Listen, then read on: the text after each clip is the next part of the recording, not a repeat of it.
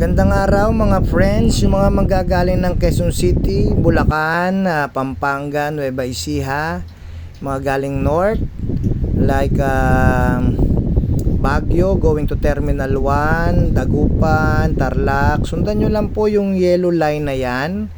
Pagdating sa Skyway, bandang kanan lang po kayo para kayo papuntang exit ng Terminal 1. Ganyan po. Sundan nyo lang po para hindi kayo maligaw. At pagbaba nyo po ng Skyway, sasampa po kayo sa flyover papuntang Terminal 1. At pagka nakababa ho kayo, ang nasa kanan is papuntang departure, ang nasa kaliwa is papuntang arrival. Pagka gusto nyo mag-park, may mga parking po sa kaliwa, may parking A, may parking B and C.